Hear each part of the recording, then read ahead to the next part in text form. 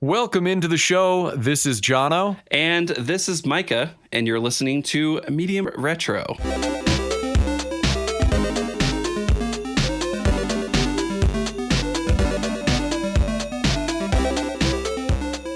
Micah Thomas, my man. Jono, happy belated birthday. Thank you. It feels so good. Yeah, 33. 33. I didn't know it would feel like this. We could say 23. I could edit that out if you want. Let's go 13, man. Let's. Jono, 13. How does it feel, man? You know, I got some hair on my chest for the first time the other day. Nice. My armpits. Yeah. I'm a big boy. Very good. Yeah, I'm 13 plus 20. Cool. 33 years young. That's that's me in like 4 months. So I feel Well, you should be excited, man, because I didn't know it would be this magical. Dude, I'm looking forward to it. All the magical moments, the sparkliness that happens the moment you turn 33, you know? Yeah. I think you're going to love it. I'm looking forward. I can't say anything more because it's all a lie. No, it's good, man. It's good. Thank you, though. I appreciate that. Yeah. So everybody out there, welcome in to this, retro goodness show that we got for you today. We always appreciate you listening in to Medium Retro. And, of course, any reviews you would leave for us on the podcast app of your choice, we would appreciate that as well. And then, of course, we have our Patreon. It's a small little following. You might say a micro following right now. Yes. But, we're building this for the future. So someday when you sign up, there'll be a whole bunch of great Medium Retro special episodes on there for you. So check us out on patreon.com or mediumretro.com. Indeed you do. Also, be sure to follow us on Twitch and Twitter at Medium Retro and on Instagram at Medium Retro Podcast. Leave us some comments. Someone recently told me we've just been amping up on what we say about getting people to comment, and we'll say it on the show. So say something on the show. I'll write it on my chest. We'll take a photo of it. I'll be showing it from one of my boobs. Are we going to brand you? Yeah. We'll brand We'll brand your comments onto my skin. Okay. Yeah. It's permanent. Yeah. All right. Just ready for it. Yeah. Let's do it. I'm into it. Yeah. Well, not really, but I'll think about getting it tattooed on my ass. We have really been ramping up. I listened to our last 2 episodes, and we got some manifestos in there, some breakups with Shirley, all kinds of good stuff. Letters and blood. Yeah. Magazine cutouts. Yeah, good stuff. Yeah, I'm just looking forward to any and all of these things we get. So if you send me a letter that is in cutout wording, but the font is all from blood from a magazine, then I will get it tattooed onto my body. Why not? Why not, man? Yeah. This is 2020. Anything goes. Yeah, I also been saying I want another tattoo. It's a good time. Just get that shit all over me. I don't have one yet, so maybe that's the first one. Yeah, dude. If you're gonna go for it, you should really send it. I mean, in all honesty, I think it's really smart because tattoos are such a particular thing. It's good to start small and then figure out if you want to keep going. I know a lot of people they just get like one little baby tattoo and they're like, okay, cool. And then next thing you know, they have like full sleeves and they're getting chest tats and shit. That's what people say. It's addictive, right? Yeah, but I still have I got one, and I stopped there. I don't know why. It wasn't intentional. I just didn't get another one. So here I am. Listen, man, if we ever get to like, I don't know, what's the amount of like subscribers to the podcast? Like single episode listens. If we get to, or should I get a Medium Retro tattoo? 10,000. That's doable. So if we get 10,000 listens on a single episode, I have to get a Medium Retro tattoo. Yeah. On the inside of your lip. I don't know where I'd get it. I think I could commit to that. Do we have to have a Patreon or a patron limit too? Or is this just listens? I think it's just listens. Will you also get one?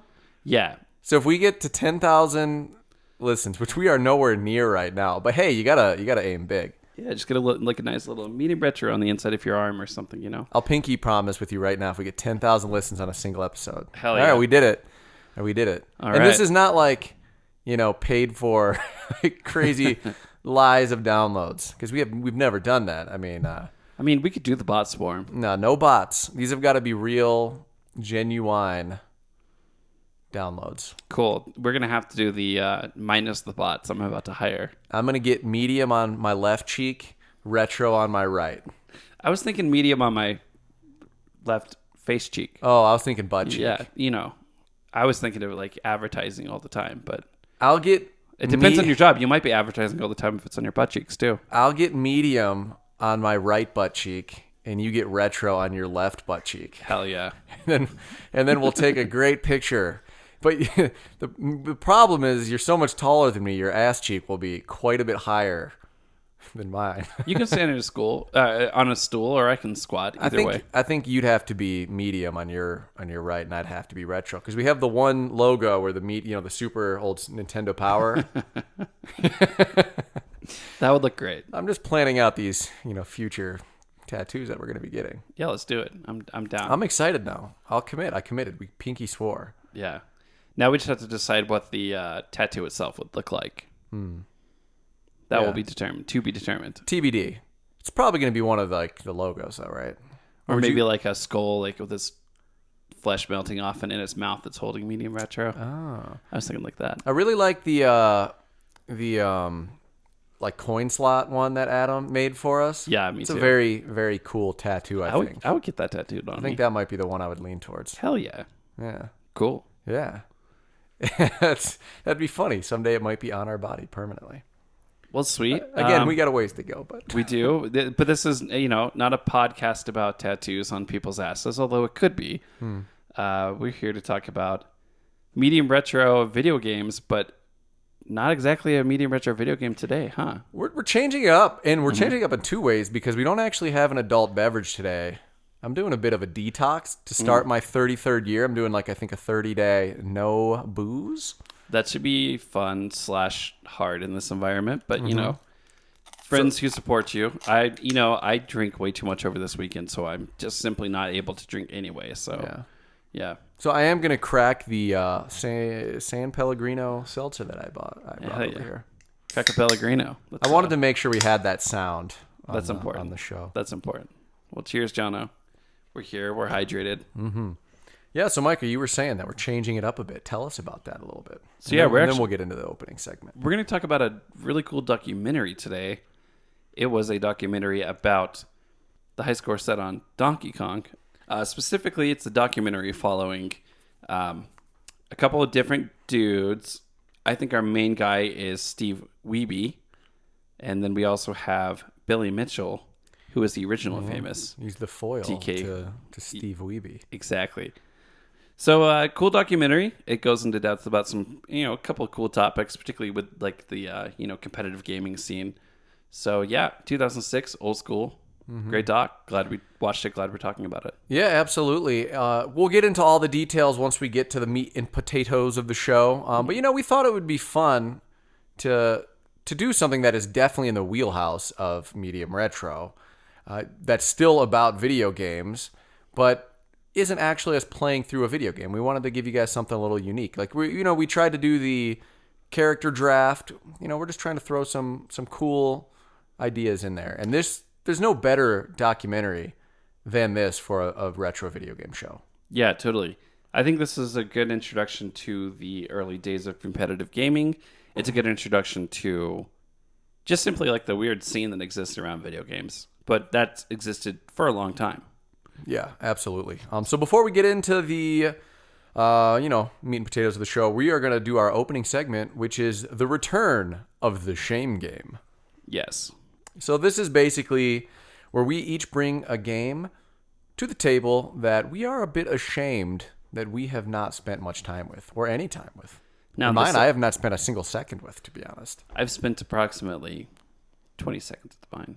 Okay. But the thing is, whenever we do the segment, I'm always flooded with games that I know I should have played that I haven't played. I know. So it's actually hard for me to determine which one I'm more ashamed about. So I just decided to choose something that was a little bit more recent in my wheelhouse this time. But do you want to start us off, or would you like me to start us off? I'll start us off. Cool. I also, because this segment is a tough one to whittle it down to what you want to choose because there's so many games, which is why this is such a good ongoing segment.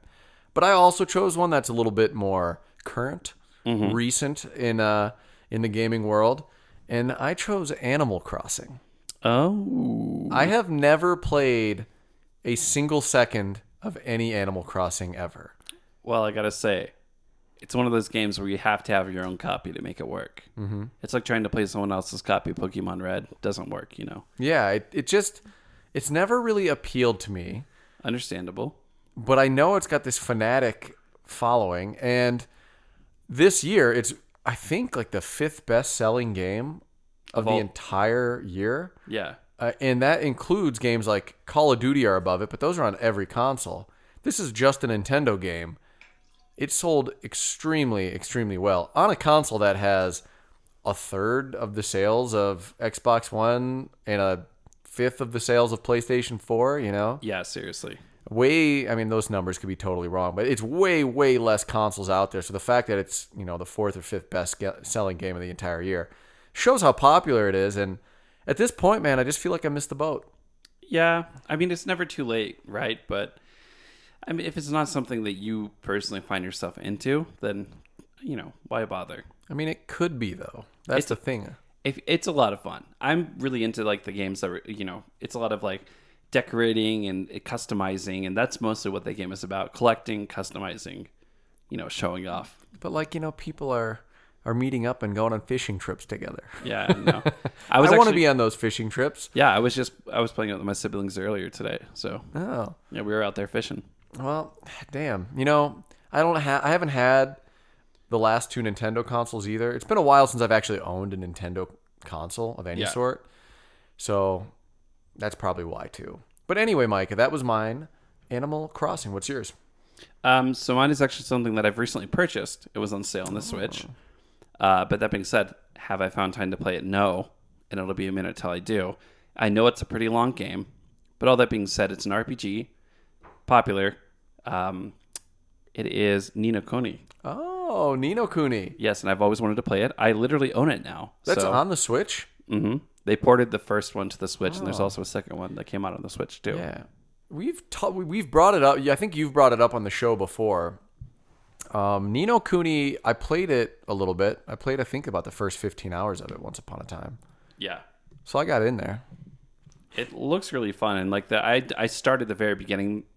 Mm-hmm. Yeah, it looks really cool. I'm really excited to play it. I just haven't found the time to really dive in yet, so that will happen soon.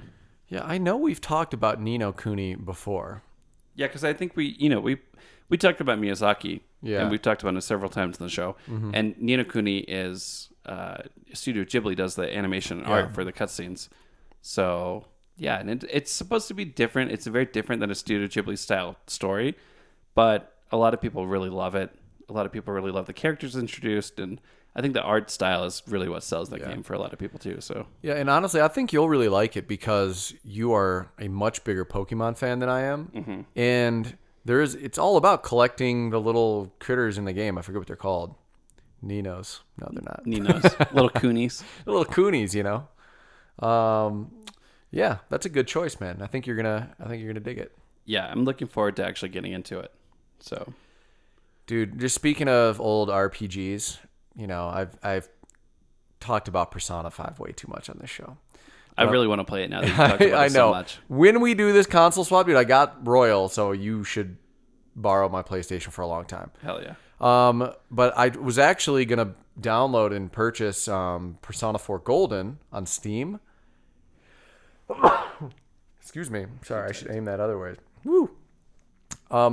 So I was going to download and purchase Persona 4 Golden on Steam. I have a MacBook, which I've talked about many times in the show, how infuriating it has been since I purchased it.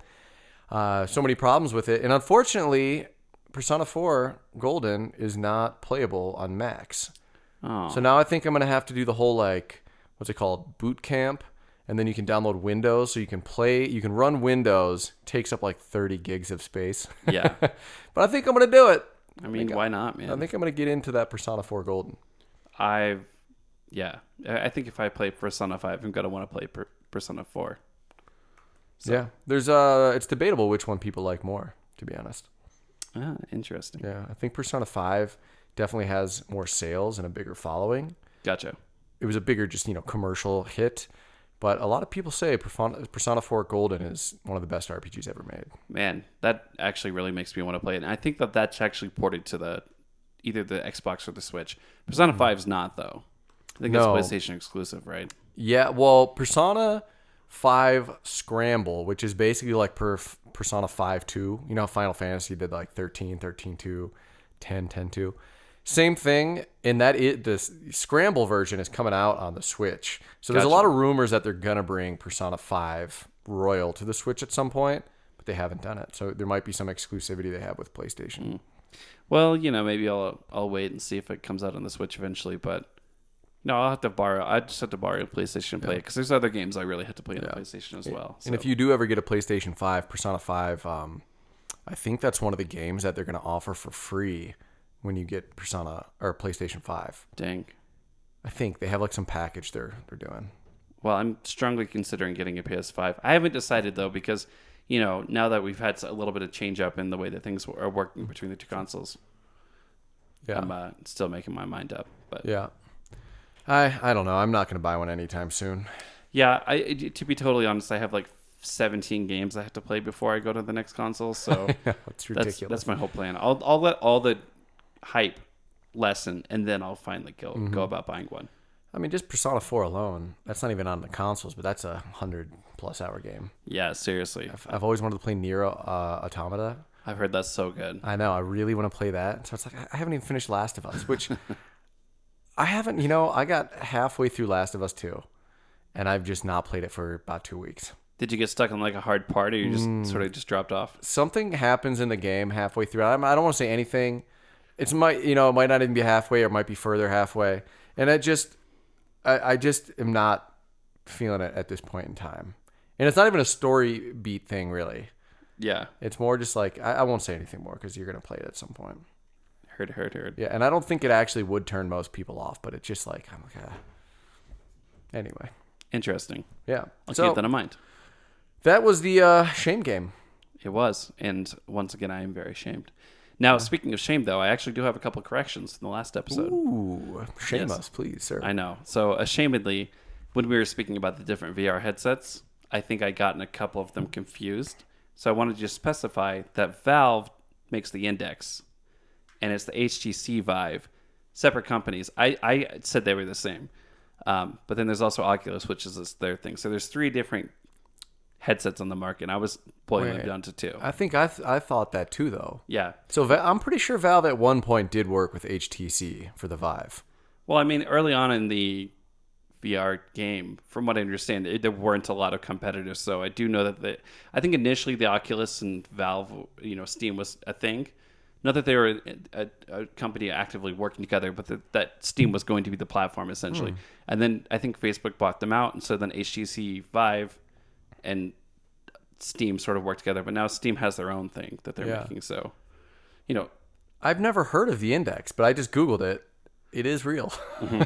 I'm like kind of mind blown right now, but that's how out of the virtual reality space I am, Yeah, I know. And I think I just said that all correctly, but I could also have been stating that wrong. Anyway, long story short, I'm very behind on my information for the VR stuff, so don't take what I said in the last episode seriously whatsoever. Yes. Sorry, VR fans, because I'm right there with you, Mike. I totally misspoke then too. Yeah.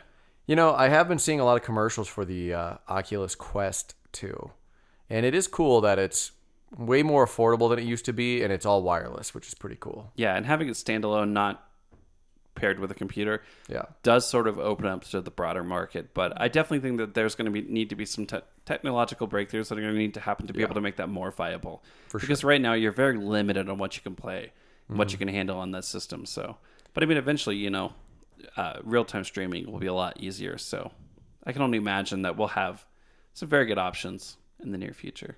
Yeah. Did you have any other corrections, or was that the only one? That's the only one I have for now. Okay. So for now. Just you wait, though. I'm sure I'll have more corrections.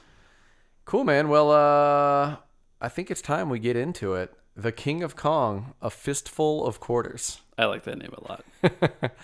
Yeah, man. It was directed by Seth Gordon. Good name. Strong name. He also directed a couple other things. He was really more involved, so far in his career, has been more involved in TV than in film.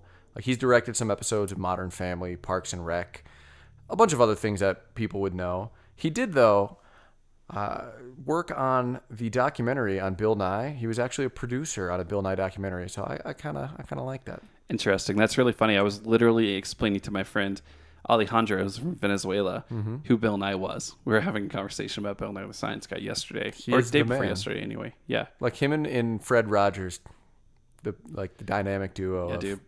And Miss Frizzle. Let's go with the trifecta. Miss Frizzle was very important to our childhood. Yes, Let's we'll not go with the forget her. trifecta of educators on Yeah, you know what, public like- television. Bill Nye really introduced me a lot of concepts that weren't taught in my more religiously based science classes, early on. So it was cool. I learned a lot about evolution from Bill Nye. So thank you, Bill Nye. Yeah, you're the man, Bill Nye. If you ever want to come on the show. Bill Nye is the science guy. He is the science guy. Bill Nye, the science guy. That was like a half-assed attempt to sing the song. I kind of decided to do it too late. Bill Nye, the science guy. Bill. We could keep it going for hours. But You did a much better job. You saved it. well, I tried to commit a little bit, but only halfway. People of our age are very disappointed in me right now. Probably not. You gave Bill Nye a shot. You're right. I gave the trifecta a shout out. So, Yes. Yes. Cool, man. Well, why don't you read us through the rest of these cool people who worked on this fantastic film? Cool. So, music by Craig Ritchie. Cinematography was Ross Tuttle. Edited by Jim Bruce and J. Clay Tweet. Tweel. I think it's Tweel. My cursor was over it, making it look like a T. The cursor. J. Clay Tweel. I wonder what his first name is. I always find it interesting when people have like the single letter with a period because they don't want people to call them their first name. Kind of like that look. It is. It's probably something cool like Gillesco. Gillesco. I just made that up. Then we have distributed by Picture House, Dindry Cinemas. Release date August 17th, 2007. Runtime approximately 79 minutes. Country of origin was the United States. It's in English. Box office pool for this movie, surprisingly, $790,000. Yeah, I like that. Yeah, that makes me happy because they good amount of probably made some money back on that. I can't imagine the budget was very big for this film.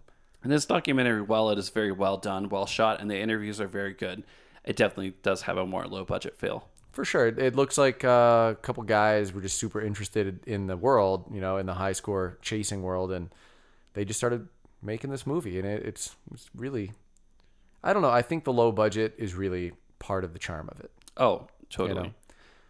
Yeah. There's also some producers we didn't mention. We have Ed Cunningham, Louis Lopez, J. Clay Tweel was also one of the producers, Bo Bauman, and Ross Tuttle. And I think that rounds out everything we got. Very good. For the important people who helped make this film a reality. We do have some fun facts, but I think we should go through those after we go through the film because there's a couple things in those fun facts. There's only like a few of them, but some of those things in the fun facts will actually ruin some of the information that we're going to bring up as we go through the film. Gotcha. Yeah. So we'll do that at the end. But yeah, I have cast here, but it's not really a cast, because it's a documentary. These are just real people who are involved in this film. So you mentioned earlier, Steve Wiebe, he is the challenger. He's the main character of this documentary, the person trying to break Billy Mitchell's long-standing Donkey Kong record that had been standing for 20 or 30 years or something like that from the 80s, I believe. Or it might have been sometime in the 90s. But it was a super long-standing record. So those are really the two main guys. Steve being the hero and Billy being a very real-life villain. He doesn't do a good job at portraying himself as anything but. Oh, he looks like a total dick in this film. Yeah. Why don't you read us through the rest of these guys? We got some good people in here. All right, so Billy Mitchell and Steve Wiebe. We also have Walter Day, who was sort of the referee and founder of Twin Galaxies, which was the sort of like premier organization for documenting and verifying high scores on video games. Mostly what they would do is they would get videotapes sent to them by people, playing something in their basement, and they would like watch through the whole entire film, make sure it wasn't modified, and then a lot of, sometimes too, they'd have people go out and verify that the machines weren't modified, and then they would confirm the score. So really hardcore set of people. But yeah, Walter Day was sort of like the starter of all this. He's a character. Oh yeah, he's the guy. Yeah, totally. Yeah. But then, other than that, there's a couple other people that come in and out. I don't really have them listed on my notes. That's all right. I can go through some of them. We have Robert Murzchek, hard name. He was like the chief referee. He was that guy who sits in a dark room and watches videos all day long. I can't imagine. Intense. That'd be hard. No, it would be very hard. He's talking about him. He's like, I get these videos and like I have to watch every single second because if I miss a blip that shows that it's an emulator or something, I've failed to do my job.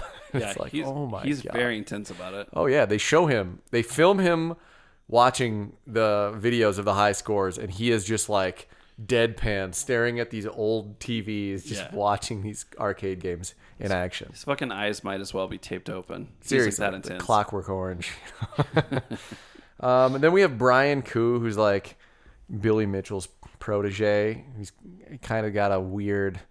All of the people who are in love with Billy Mitchell are very strange in their relationship with him. They're like definitely the latcher-ons. Yes. You know. And Brian Koo is kind of the leader of that pack, and we'll talk about him.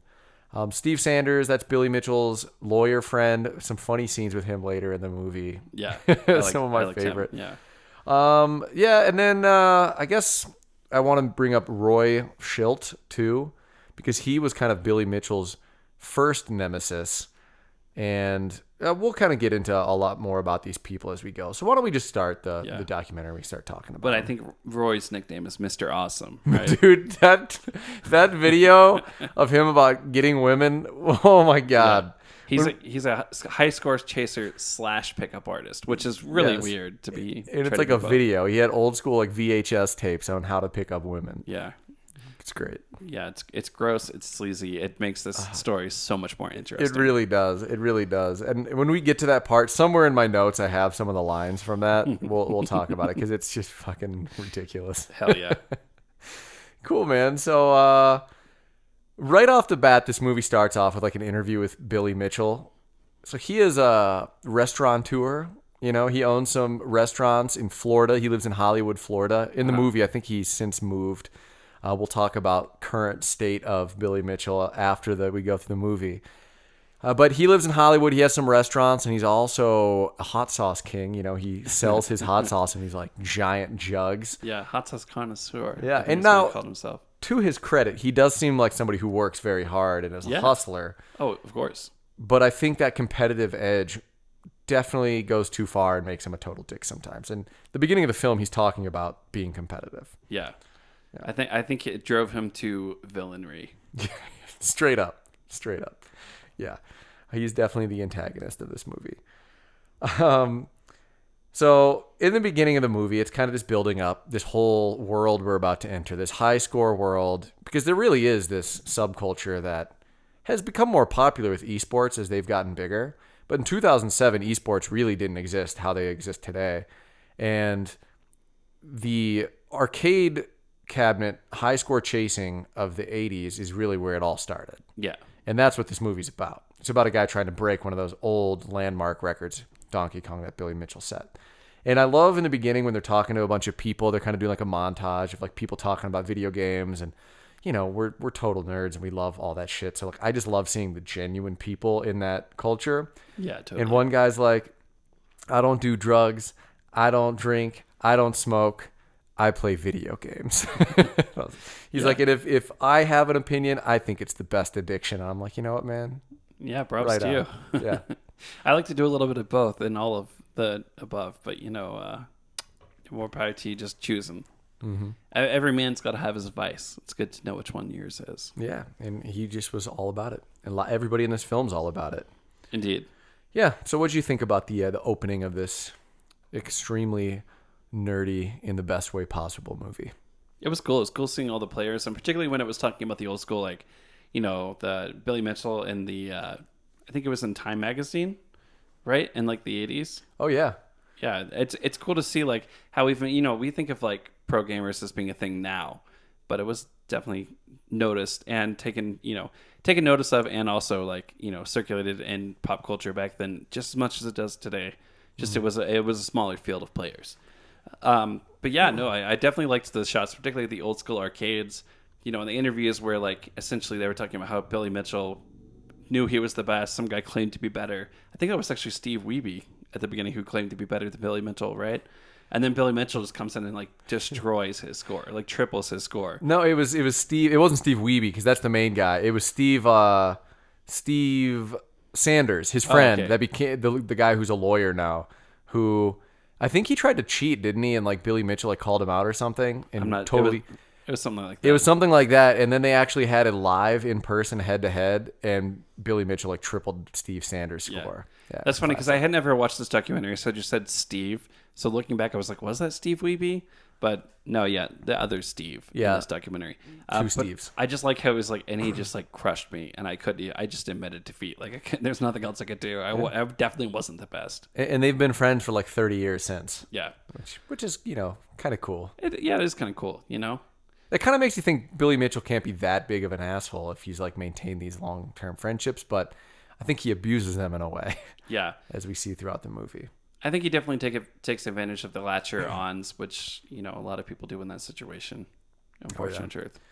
One of the quotes that Billy Mitchell talks about in the beginning of the movie, he's talking about how, I think it was Rickenbacker in World War II, shot down like 20-some planes, and he's like, yeah, but do you know who shot down the most? Or the second most in the war for the Germans? And he says some guy who shot down 30. He's like, no, the only people anybody talks about from World War II is the Red Baron, the Nazi German pilot who shot down like 70 planes or something.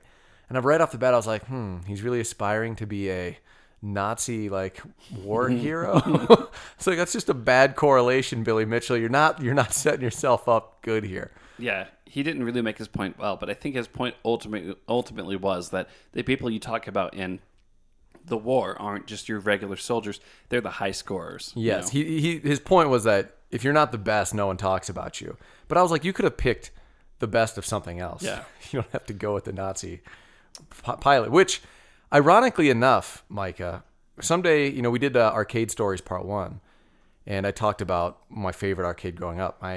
That was more of like a Chuck E. Cheese type place. But when we do Arcade Stories Part 2, a little foreshadowing whenever we do that. 1942? The Red Baron. No, the arcade, my favorite like pure arcade growing up was called Red Baron. Really? Yeah. Is this like a biplane shooter thing or? Yeah, well, like the Nazi who shot down all the people was called the Red Baron. So I always thought the Red Baron was World War One. Or maybe it was World War One. I might. Because I think he flies biplanes, right? Yeah, I think it was World War One. Actually, I think he flies triplanes, which was like the German specialty. It had like 3 levels. But yeah, no. Yeah, I think I got my wars mixed up there. I think it is World War One. It's all a bunch of European wars. Saying. Oh, just a bunch of European wars where America comes in and kicks ass. After we waited forever. I know. And we turned away all those Jews who were fleeing Nazi Germany. War is terrible. America also didn't do very good in that war. No? Just so you know. I mean, we did great when we actually fought, but politically speaking, we kind of fucked some things up. A lot of things up. God damn it. Up to interpretation, but I can't feel good about anything anymore these days. God damn it, Micah. We had that one strong part of our history. Okay, in World War II, we're angels. Let's just. No, I know. It's all how we kind of sell it to ourselves in a way. But to be totally honest, though, you can look to World War II and say it was good versus evil in a lot of ways. Russia was on our side, and we did drop an atomic bomb on a bunch of civilians. I know, but it's a complicated war. That is complicated to say the least. Yes. Well, goddamn. All right. Sorry to get us on a bummer topic. No, it's okay. War is a bummer topic no matter how you look at it. And so the only other thing I wanted to say about the opening is that I recently watched that High Score documentary on Netflix. I've talked about it a few times on the show.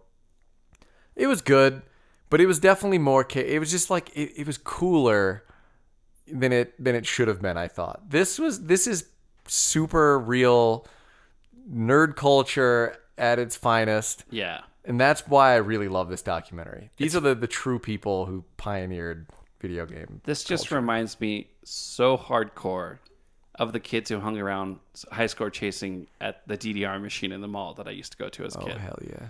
Dude. A, they were very serious. B, there would be tournaments. And C, I also liked this kind of shit too, so I was there watching.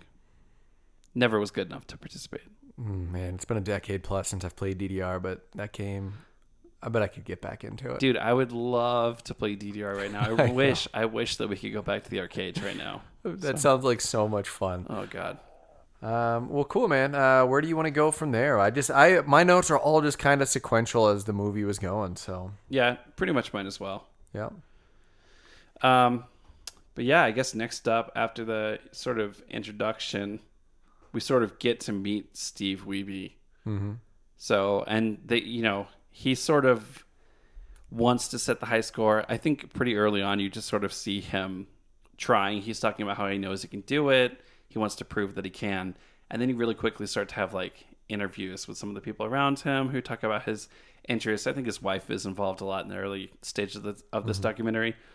It sort of just talks about how he's like a charming, introverted, weird guy who sort of has weird social hang-ups and is also like, sort of like one of those people who's like definitely on the spectrum, but they have a lot of gifts because of it, Yeah. That whole scene where they're kind of introducing him and they have all the interviews with people, it was like everybody was semi complimenting him and semi being like, he never really got there.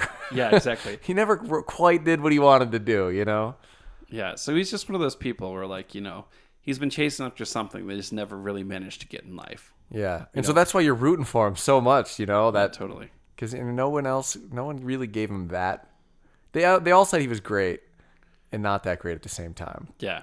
Well, like they talked about his involvement in sort of like the garage rock grunge scene in, I think it was Seattle, where he was living growing up, which was essentially where it all came from in the States.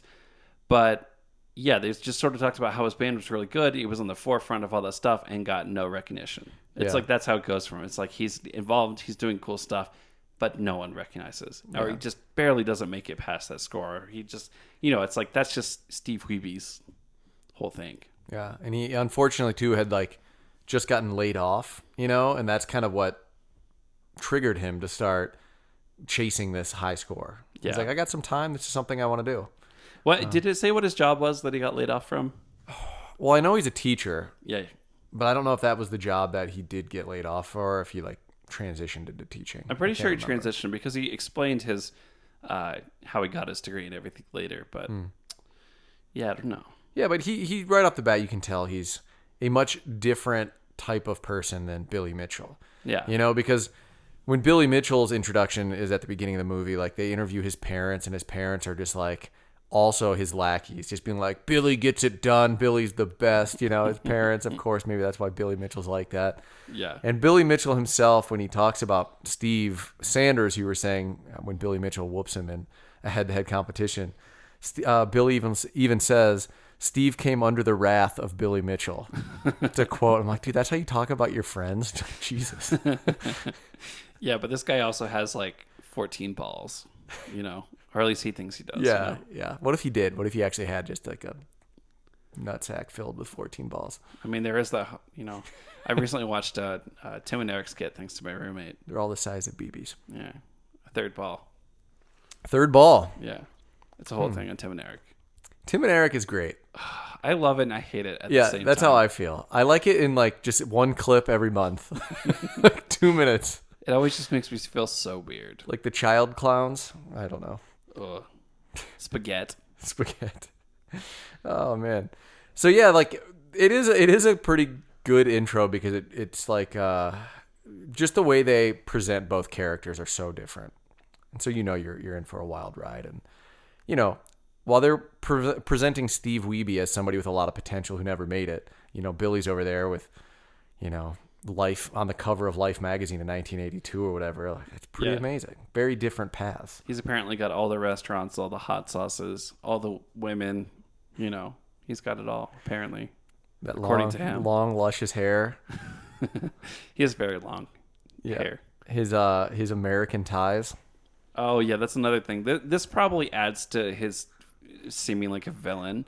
He always has these very patriotic, very American ties that he wears with his very muted outfits. Yeah. So it's just very like bold and weird and strangely patriotic. He's just over the top about it. Yeah. Yeah. And like I'm all about characters and stuff, but his character is sort of villainous. I know, but it's so good. It is so good. When we get I'm like excited to talk about the last part of this film because he's such a fucking dick. There's 2 scenes in particular. He is just such a dick, and you're like, wow, Billy, you could have redeemed yourself. Man, maybe I don't know. Billy Mitchell maybe has come around since everything that happened to him, which we'll talk about afterwards. But maybe he has. I don't know. So yeah, let's get into the actual score chasing then. I mean, so Steve Wiebe beats Billy Mitchell's score, and he has this Donkey Kong cabinet in his garage that he just sits there. And I love when they show the film of it. Yeah, when it's awesome. His kid walks in, he's like, "Daddy, I need you to wipe my butt." And he's like, "Not now," because he knows he's about to beat this record. Yeah, he's deep into this game. But literally the whole time his kid is screaming in the background, and he somehow still manages to set the high score. He does it. Yeah, he probably would have set an even higher score had he not been distracted. But that being said, damn, he actually he pretty much crushes the previous score. Oh yeah, I think it's by 100,000 points or something like a lot. Yeah, it's an aggressive destruction of the long-standing record. Mm-hmm. Yeah, and which you've already gotten a little bit of an introduction of Steve Wiebe, and you're just like, fuck yeah. Mm-hmm. So he gets it, he has it on tape, and he submits it to Twin Galaxies. His kid Derek, I'll always find that funny. Dad, I need you to wipe my butt. He's like 2 or 3 years old. It's hilarious. So yeah, what happens, man? This is the first of many heartbreaking moments that happens when he submits this tape. This is maybe the most heartbreaking because at first they do recognize it, but then there's some controversy pretty quickly, particularly from, our beloved Mr. Billy Mitchell, his nemesis, who's apparently also on the board, which seems to be a conflict of interest for me if you hold such a high score. But apparently that's how it works. That the high score holders are sort of on the board with Twin Galaxies, or at least previously. They're under new ownership these days. But so there's some controversy. They're not really sure if they're going to recognize it, and then they decide that they want to check out the board that he was playing on. And what's the thing is, at the end of the day, they actually do send 2 people out to his house. They look at the board. They don't really find anything wrong with the board, but then they see a box that was shipped to him from one of Mr. Billy Mitchell's main nemesis. One of his many nemesises that he has. Yes. Yes. And this happens to be Mr. Awesome himself. Yes, Mr. Roy Schiltz. Now, they introduce him by showing his Mr. Awesome's Guide to Girls intro. This is an actual video. And this is what he says. Now I want you to remember that no punk bastard ever got a gnarly piece of poontang by being sensitive and considerate. That is a legit quote to start Mr. Awesome's Guide to Girls. Oh my god. That's the kind of person Roy Schiltz is. Yeah. He's like the sleazy pickup artist who thinks that, he's unlocked some secret. It's just unbelievable. Yeah. And the video is just it's got all these really terrible effects too. He's like standing in front of an American flag. He has like a cutoff on. Dude, it looks like a Tim and Eric skit. It really does. Yeah. I couldn't believe this was a real video. If anybody ever watched that video to try to pick up girls, failure. Instant failure. You're right. Man. But yeah, essentially this guy, Mr. Awesome, was working with Billy Mitchell. Or no, not Billy Mitchell. He had sent Steve Wiebe the Donkey Kong board that he was playing on. Apparently Steve's board went out, but, Mr. Awesome had a vested interest in seeing Steve Wiebe set that goal because he wanted him to overturn Billy Mitchell's high score, essentially. Mm-hmm. So while the board was probably not altered because that guy had a bad reputation with Twin Galaxies, the company that was involved in, corroborating these high scores, they essentially said that they couldn't recognize it. Which is bullshit. Yeah. And eventually, later on, a little spoiler, they kind of apologize. Yeah, thankfully. Because they know he actually did get the score, which eventually, we'll get to it. He kind of rectifies that situation just because he's a hell of a Donkey Kong player. But yeah, it was heartbreaking. And the way that they went about it, I think it was Robert Merschek, the guy who we were talking about who glues his eyes open and stares at screens. I think it was him and Brian Koo who actually went to investigate. Yeah. And Steve's wife was like, no, you need to wait till Steve gets home. And they just went into the garage and started taking his cabinet away, which is like illegal. Yeah. It's like, yeah, you can't do that. I'm pretty sure the only reason why that resulted in no issue was because Steve, knew he'd done it right. Yeah. So he didn't really care. But, them taking away his score was really pretty fucked up. Mm-hmm. And at the end of the day, they did look at the board and couldn't tell if, that had been modified at all. So it's a little bit of a shame that that's how it happened. And, obviously, Steve, you don't really know him that well at this point, but, you get a feeling that he's a pretty stand-up guy. Mm-hmm. And he sort of admits to the fact that he had been, talking with this guy, Roy, Mr. Awesome, because, he didn't really have the money to repair his board. He knew that this guy would help him out because he wanted to see Billy Mitchell's scores get destroyed. Mm-hmm.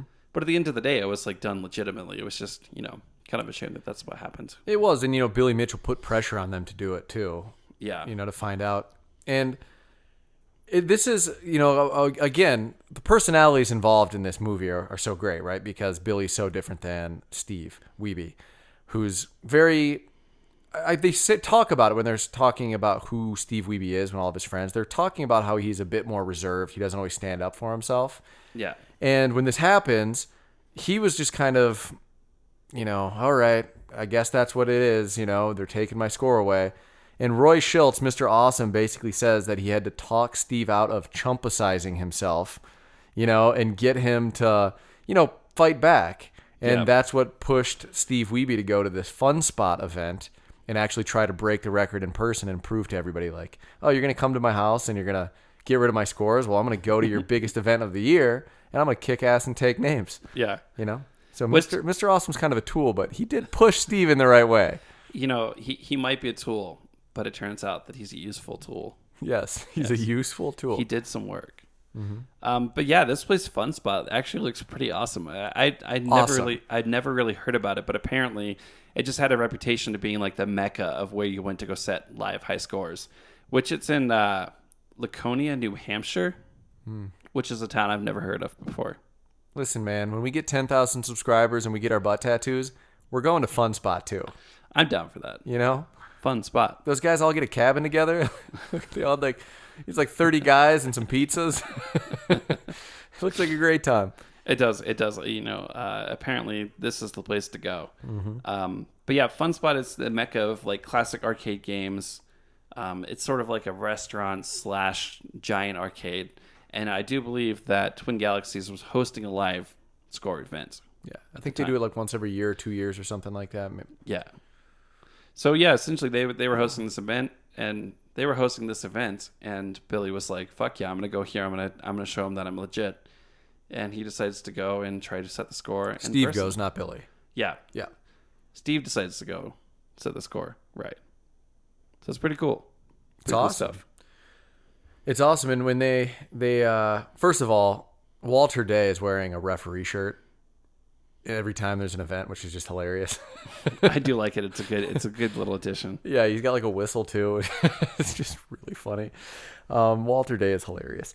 But yeah, when they go to Fun Spot, they kind of introduce and everything, and there is a great montage where they're playing the song "You're the Best" by Joe Esposito. You might know that from either the South Park episode where the South Park baseball team is playing through the playoffs, and the dads keep like getting drunk at the Little League games, going, I thought this was America, and getting thrown out because they get hammered. But it's also the song at the Cobra Kai tournament at the end of The Karate Kid. It's the song, you're the best. Whoa. Yeah, You're the best.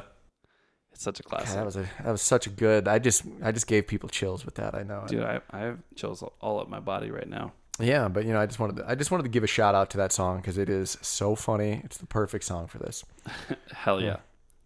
Yeah. So Steve just decides to go here and kick butt and take a score in person live to show them that he can do it.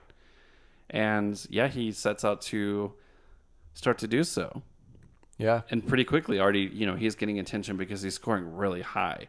He's not hitting those scores yet, but his first couple attempts, he's doing really well, which is getting the attention of Billy's little minion, whatever his name is. Brian Koo, who I think is the worst of the minions. Yeah, out of all the people shown in this film, he's like the most like weirdly sleazy, like dislikable, like instantly very dislikable. Trying to be civil about the whole thing, but you know he's up to no good. But it's funny because the whole time he's talking to like Steve and like acting really nice, but then the interviews that they're showing right behind his back are like, yeah, I'm messing with Steve's head. Like, you just have to like accept that as part of like this whole entire challenge. Like, I'm gonna mess with you. Like, are you gonna be able to get their whole entire thing without distractions? That's up to you.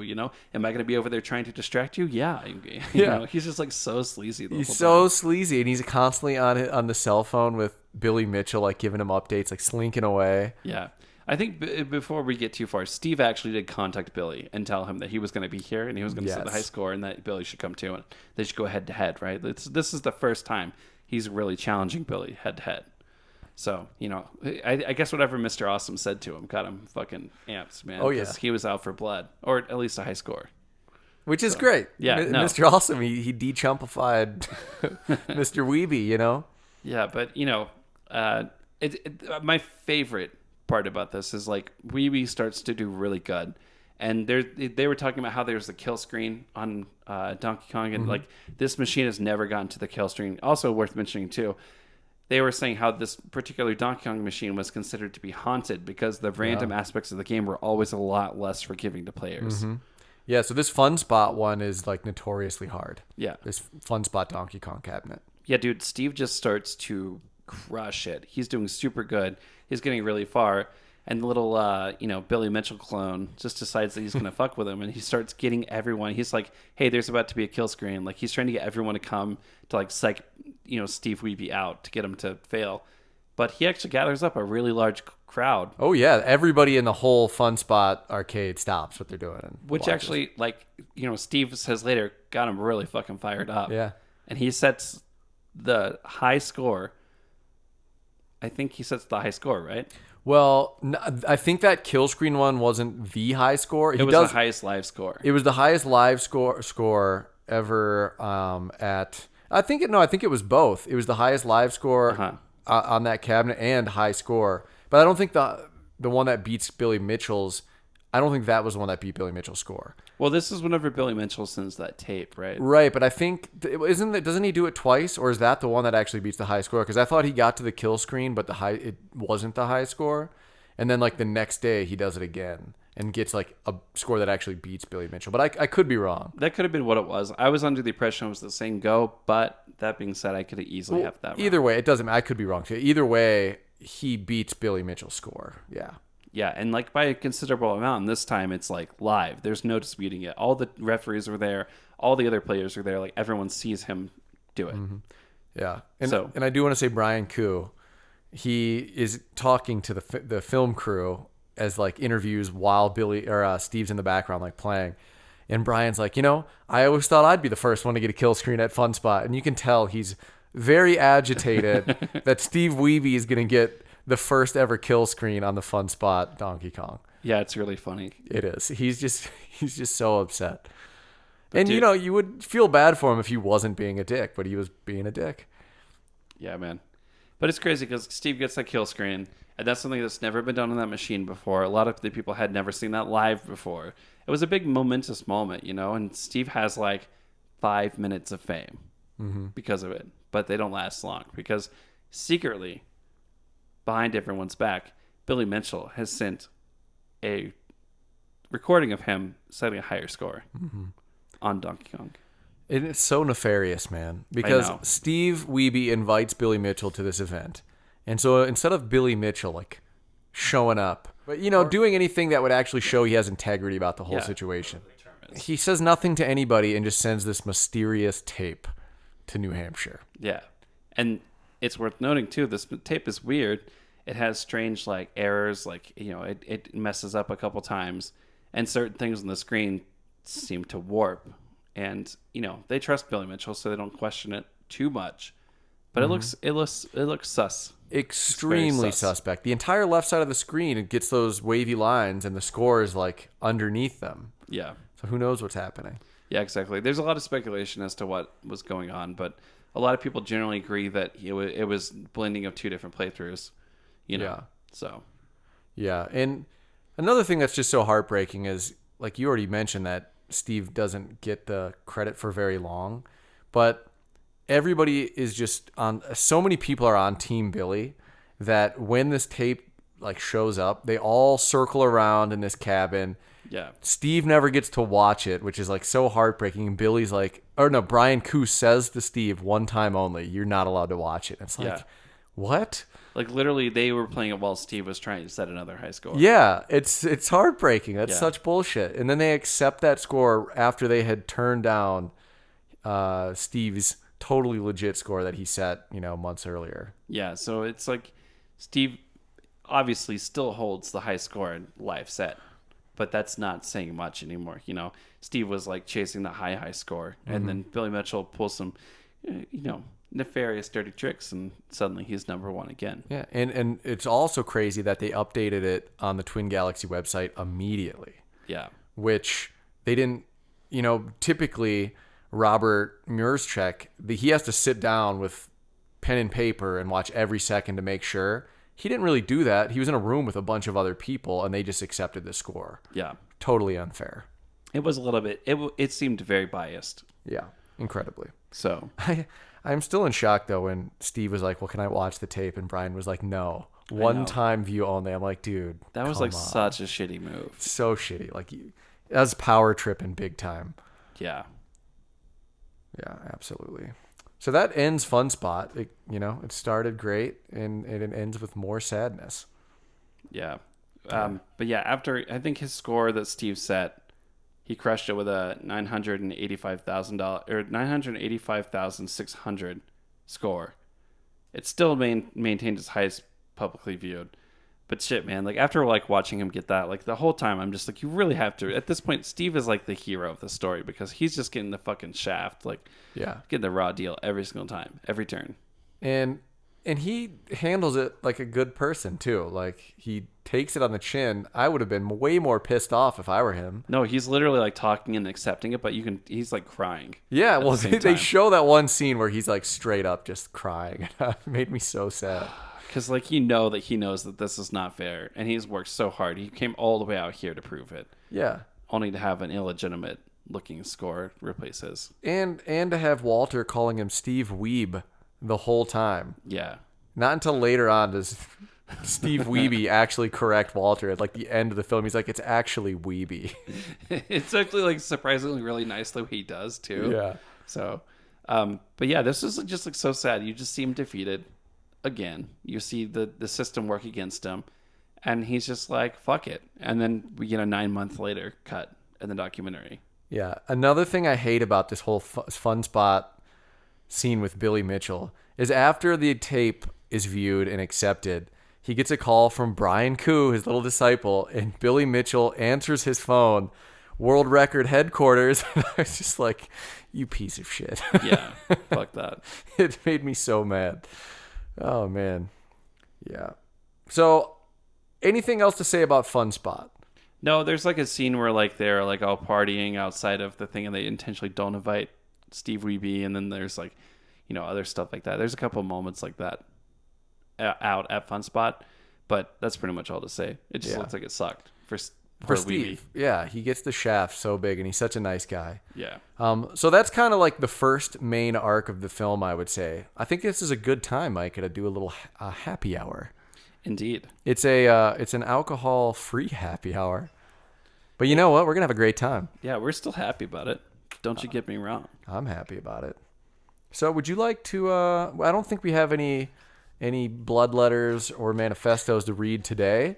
No, I don't have any. Okay. So I got something here that I wanted to talk about. In our happy hour, we always talk about things non-video game related that we're consuming in our life, or things that we've purchased that have made an impact, or things like that. Yeah. Why don't you go first, since I went first on the shame game? Okay, I'm actually gonna have to look up how to pronounce this. Oh boy. So you go ahead and go first, and I'll go after you. All right. If you're down. I will go first. So I work from home now. Have been ever since COVID hit. And I've talked about many times, I have that tiny little basement studio or whatever. And my posture's gotten really bad. I've just been sitting all day, and I don't have to move around a lot. At the office, you'd get up and walk around a lot more. So I got this great desk for free. It's a standing desk, and that's what I want to talk about. my coworker's wife in these crazy COVID times, a lot of like buildings are just liquidating all of their office supplies, right? Yeah. Because no one's working, businesses have shut down. And his wife's company, they're not going back to their office. They're like downsizing. They basically saved money by giving all of their really nice, expensive standing desks away, donating them essentially, instead of trying to sell them. They could claim them on their taxes at like full value. So yeah, he hooked a bunch of us up at work. So I have this nice standing desk. I hit a button and it goes up. I hit a button, it goes down. Super nice. It was totally free. That's super dope. And so I just wanted to, give a shout out to how helpful it actually is to be standing instead of sitting on my ass all day long. Yeah. And I got this little balance board. It's like a little circle on the ground that you have to balance on. And it's been fun. It makes standing more fun too, because I'm trying to balance when I'm on the phone with people, like drink my coffee without spilling it on myself. It sounds like a very like new age office, So hip, man. Yeah, hell yeah. I mean, you've seen my apartment. How new age is that place? It's pretty new age. Yeah. And by pretty, I mean no. It's not even remotely. But that being said, It's more dungeon-like. You talking about your standing desk is making me want to get a standing desk now. So yeah, shit. Maybe it's great, I will. dude. Well, shit. Mine is actually school related. Oh yeah. So it's just an interesting concept that I found that I think is worth talking about. And I actually recently saw a couple different websites post articles about this. I had a conversation with a friend about this randomly, so that's where it came from for me. But I've been in a biology class. I'm wrapping up my second biology class now, biology 112. Anyway, long story short, so we were talking about convergent evolution, where two animals evolve similar characteristics, but they're not related and they're not evolving the same thing from this lineage. You know what I mean? Like it's like the difference in like pterosaur's wings and a chicken's wings. Yeah. Anyway, long story short, there's convergent evolution that happens, but it's the tendency not to have wings or to get fins or to look like a fish. It's called carcanization. It's the tendency to evolve into a crab shape.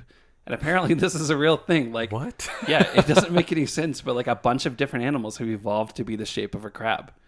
So it's like first described by some guy in the 1800s calling it carcanization. But it's like interesting and weird. And if you look it up, it's just like a really bizarre concept. It makes sense to see things like dolphins and ichthyosaurs and swordfish all evolve the same kind of basic body shape. But why would they evolve into a crab multiple times? I don't know. Yeah. It's like that Hedonism 2 video. That guy's evolving into a crab and the wild women, man. But yeah, I just really found it to be interesting. Carcanization, the tendency to evolve into a crab shape. So what? Give me examples of what have actually evolved into a crab shape. So a lot of it's like similar animals, crustaceans. Yeah.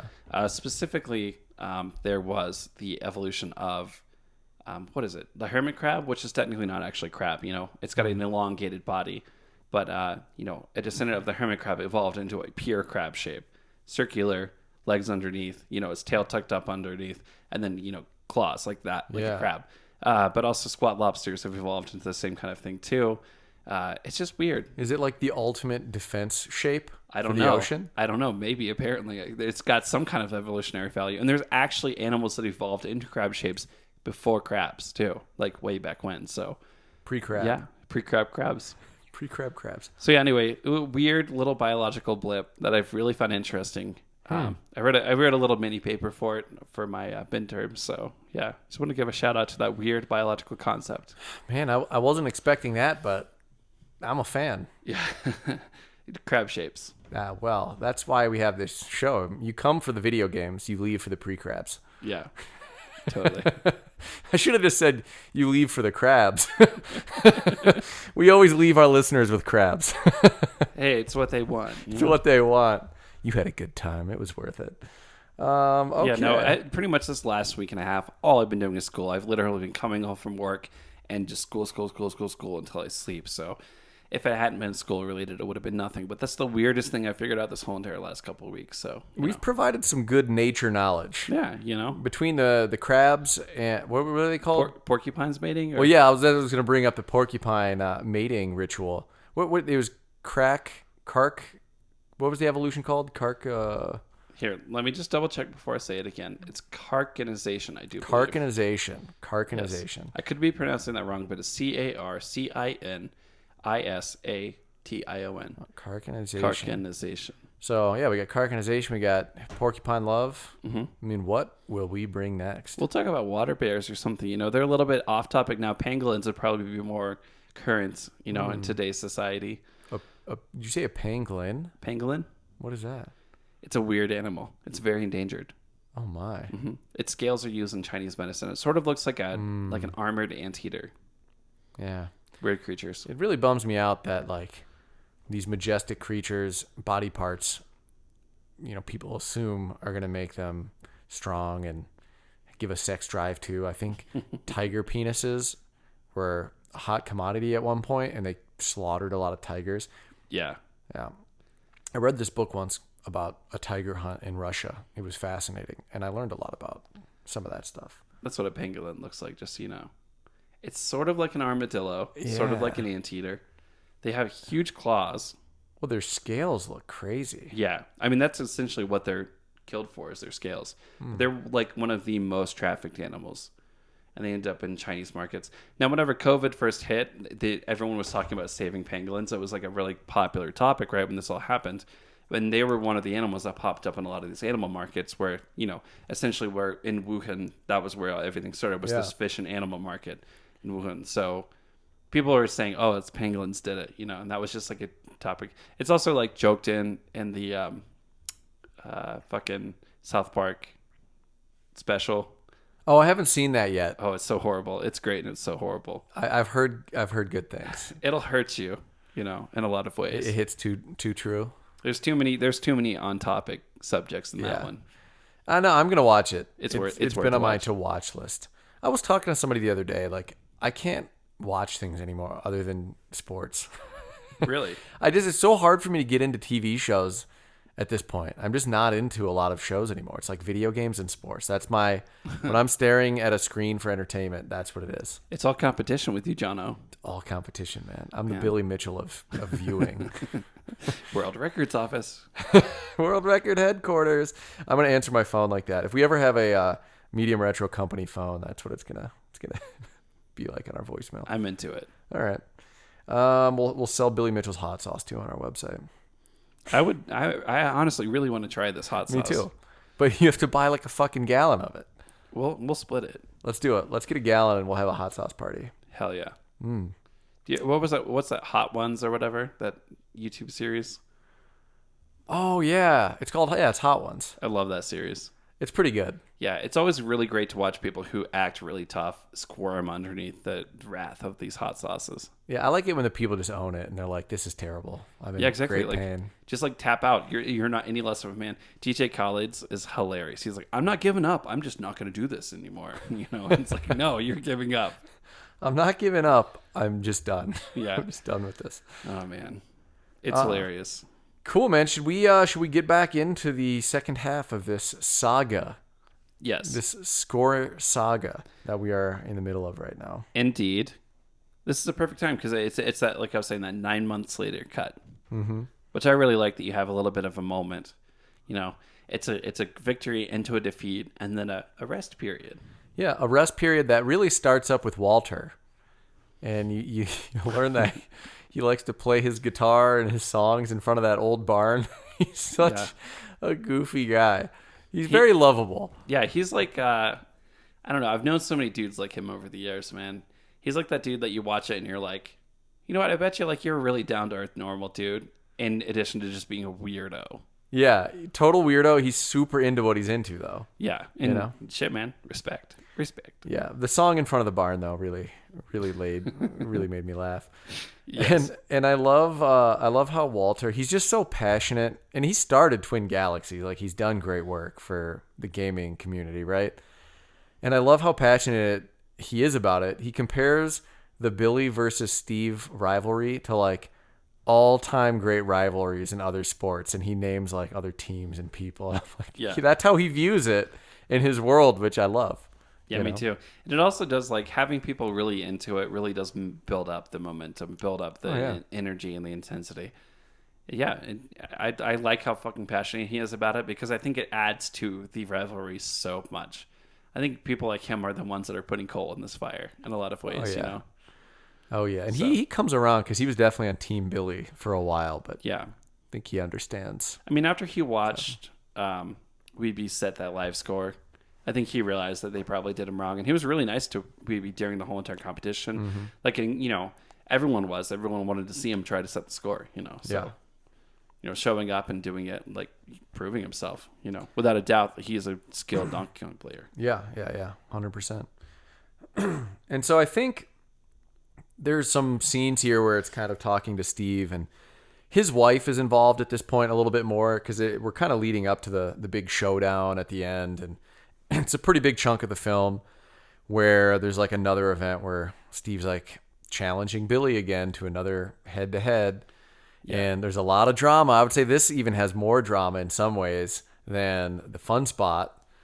But Steve's wife, I just want to give her a shout out because she's very supportive through the whole film.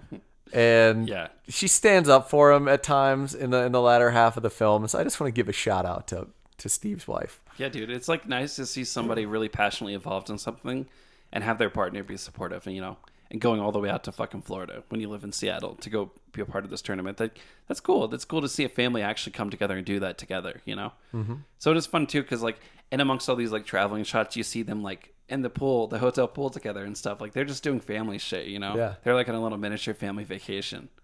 But also, you know, Steve's there for business. He's there. He's there for business, yeah. But I just wanted to give a little family shout out there. Hell yeah. So do you remember the name of this event?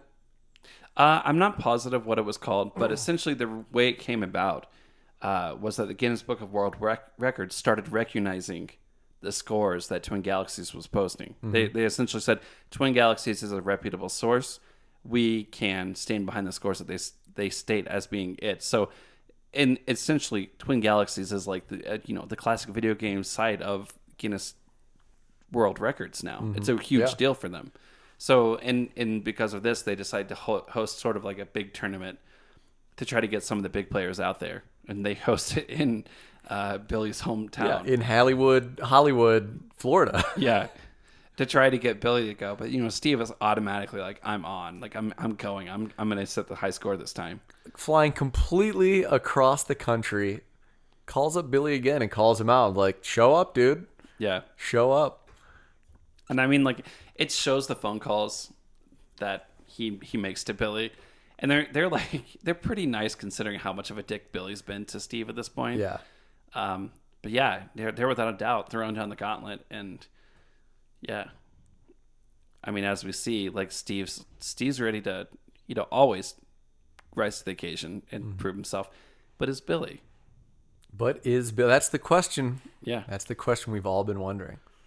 Indeed. There's a great interview with a guy named Mark Alpinger at the beginning of this Guinness World Record event. And you've seen him throughout. Like, he was at Fun Spot. He's been in the documentary. But they talked to him at the beginning of this event, and he's got a weightlifting glove on his left hand. Yeah, because that's the joystick hand.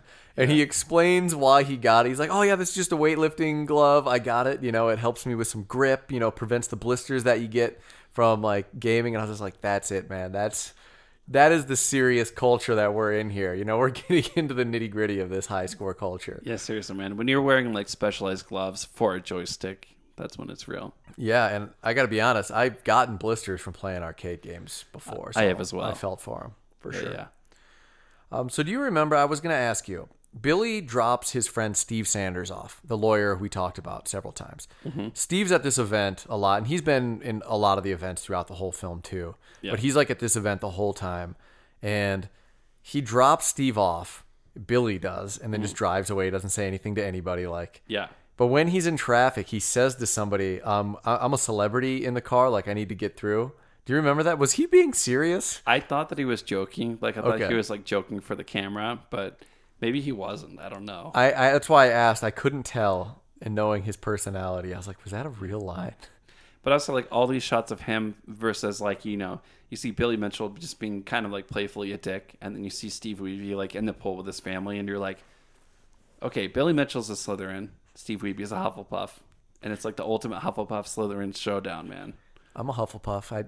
Oh. Pottermore gave me a Hufflepuff. Every single test I've taken, except for one, I've turned up Hufflepuff. And I'm Yeah, me talking too. 29 tests. Whoa. I'm like assuredly a Hufflepuff. I've done the Pottermore one, I think a few times, and I'm always a Hufflepuff. I always get Hufflepuff, and I have Badgers. a small splattering of like Gryffindor, but it's mostly just like Hufflepuff through and through. I live by those mentalities, you know. I wanted to be Ravenclaw, but I guess I'm not smart enough. Ravenclaws are like, you don't want to be a Ravenclaw. No good? No, so okay, this is the thing. Like, okay, let me break it down for you socially. Yes. Gryffindors, they're like the jocks. They're like the dudes who are like really popular. They're like a thrill-seeking, attention-seeking. Hufflepuff's like your best friend, though. You know what I mean? Like they're the guys who are always there, always around, always well-liked, always, doing shit. Ravenclaws are the snarky, smart kids who just can't connect with people. And then Slytherin's just the assholes who will backstab their way to the top. Okay.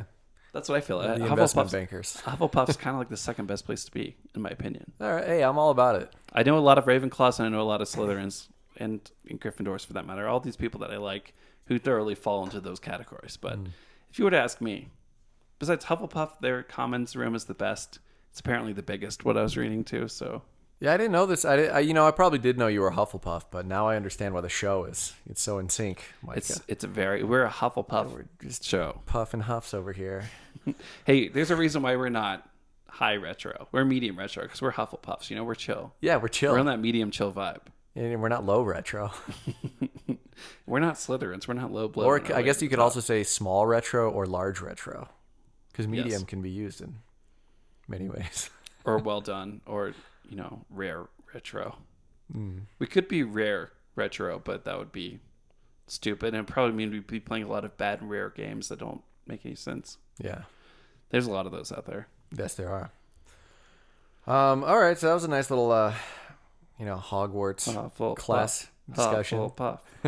Hufflepuff all the way. I think they're the Badgers, right? Yeah. Yeah, we're Badgers. The Honey Badgers. Have you seen them? They kill snakes. They're insane. Yes. Okay, so Just then don't fuck around. we don't fuck around. Honey Badger don't fuck around. So at this point, we know Billy's kind of being a chicken. He's dropping Steve off and sending Steve, his friend, to do like reconnaissance work, scoping everything out. But Billy refuses to go to this event. He refuses to show his face and confront Steve Wiebe. And so for days here, we have Steve just plugging away, getting good scores, but not high scores, Yeah. He's definitely doing better than most players could. And he's doing he's setting a lot of scores that a lot of players would be insanely happy to set. But they're not Steve Wiebe high scores. Yeah. For whatever reason, it might just be all the different mind games, traveling, whatever the case. He's just not on the top of his game, unfortunately. But he does manage to set some really good scores. And, once again, he shows up for the event. He's very plugged in. He's talking to all the people running it. So, everyone's really excited that he's there. And, a lot of people, particularly the other Steve, are just watching him like a hawk because they know he's a good player. They want to see him set a score. Now, in other Steve, because we actually find out other Steve's actually a pretty good guy. Yeah, he works with Billy, but he's not like Billy. Yeah, and he does sit extremely close to Steve while he's playing. He's touching his arm. I know.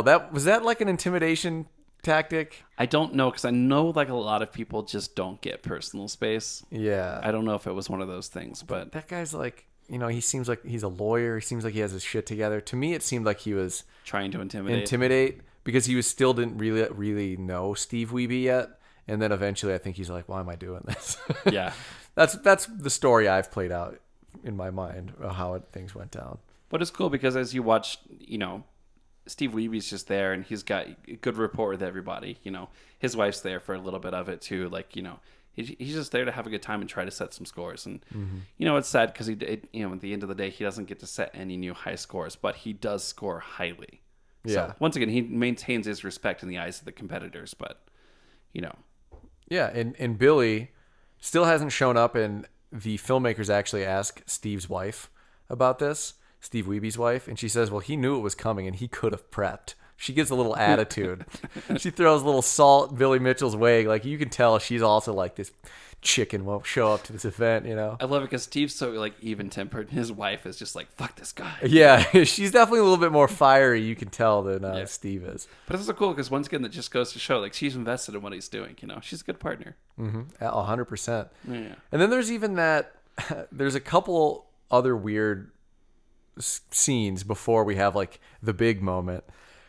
There's that scene where Billy refuses to stop because he sees the camera and he like keeps driving by. And they're like, "Is that Billy? Is that Billy?" And he's like in the car and he just drives by and refuses to talk. And Steve Sanders is like, no comment, no comment. And Billy just leaves Steve hanging out there to dry on film. And then also Steve Wiebe shows up to that restaurant where all of the people from the event went. Yeah. And Billy like refuses to go. Yeah. That was kind of like super chicken of him. I mean, like Steve shows up, granted uninvited to this gathering of everyone else, but at the same time, it's like all the competitors in the thing. Like he intentionally wasn't invited. So I think the thing to do because of Billy though, because Billy was going to go and he like didn't want him there. The thing to do though, which is what he did, was he camped out at a table right next to the big table holding everybody, and he was there. I kind of love that, man. Yeah, I feel like throughout this movie, he kind of found himself a little bit in this movie, you know. But I think it's on the last day of the competition, right? Oh yeah, tell us about it, Micah. So Billy actually does show up last day of the competition, and as he shows up, Steve is actually in the middle of trying to set a high score, and so Billy walks in the door, and you sort of it's cool because like in the documentary you see this shot, it's like Steve playing, and then you see Billy walk in behind him, and he's just hanging out there, and then so Steve sort of realizes, oh fuck, that's like Billy. So he's literally like, "Hey Billy," like he's playing, and he's like, "Hey Billy, what's up?" And like, "Come over here." But like Billy literally ignores him the whole time, and all he does is he walks around with his wife, and he's looking around. He's sitting right behind Steve, and he's like, "There's some people here we don't want to hang out with," and then he keeps walking away. Yeah, I literally out loud said, "Wow." I know, holy shit!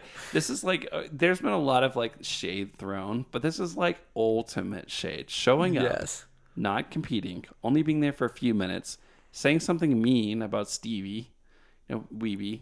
Stevie Wiebe. Just a good salt of the earth, great player who showed up and actually competed. Yeah. He says nothing pretty much to anybody and then leaves. Yeah. And you're right, giving a shout out to the film crew on how they had that shot. It was so good. It was perfect. Yeah. Because I mean, Billy just like out of nowhere just peeks around the corner and you're like, it's Billy. Yeah. But it's funny because like Billy's pretending not to be like, like he doesn't see Wiebe as a big deal or whatever. And he's doing this whole entire like shark circling the waters sort of thing. And then he leaves. But it's just so forced. It's so like fake looking. Dude, it's awful. And he brought his wife and he's like strutting around in his cowboy boots. It's like, oh my God, dude. It's just gross. And just to circle back to what he does say, like, you're right. Steve was saying like, hey, Billy. And Billy says nothing. He ignores him, to his face. Like, what kind of person does that? Doesn't directly acknowledge him. Yeah, I think the exact line was, I wrote it down, was, Billy says this standing 2 feet behind Steve's back while Steve's trying to set a world record. Billy says to his wife, there are certain people I don't want to spend too much time with. And then he just walks away. Like, you stupid son of a bitch. That was just like a low blow. All around a low blow. Yeah. Unbelievable. But yeah, it's like after this point, like it pretty much wraps up the competition in the documentary after this point. Mm-hmm. And like I said, like Steve, obviously he's such a damn solid guy and like comes and shows up and like works really hard, but doesn't set any scores in this setting. And you can tell it really disappointed him, but there's a silver lining here. Mm-hmm. So, a nice little moment. They're having sort of like a speech at the end of everything. And Twin Galaxies actually like publicly apologizes to Steve, where they call him Weeb again, and he's like, actually, I think you should correct yourself. That's actually Steve Wiebe, and Walter's like, what? Huh? Yeah, because this whole time Walter's been calling him Weeb. Yeah. So I mean, it's nice though because Walter takes the time to say, hey, you know what? We negated your score, and that wasn't fair. And we see you've shown up. You've been a great competitor. You've proven yourself. Like anytime you want to send a tape now, like we'll review it. We'll recognize it. It was a nice moment. Yeah. So, to publicly say that they had treated him unfairly, I think was a big moment. Mm-hmm. For me, as the documentary watcher, that gave me a lot of good feelings. Yeah. I can only hope that was sort of a silver lining for Mr. Wiebe in this situation as well. Yeah, I agree. And then another one of, so, earlier I mentioned there's two scenes that make Billy look like a total asshole. We just talked about the first, when he says that behind Steve when he's playing. The second is when he's at the restaurant sitting next to Steve Sanders, and the film crew must have asked Steve Sanders, like, what he thought of Steve Wiebe. And Steve Sanders was like, you know what? I've spent a lot of time with Steve Wiebe, and from everything I can tell, he's a great family man. I can say only good things about Steve Wiebe. Yeah.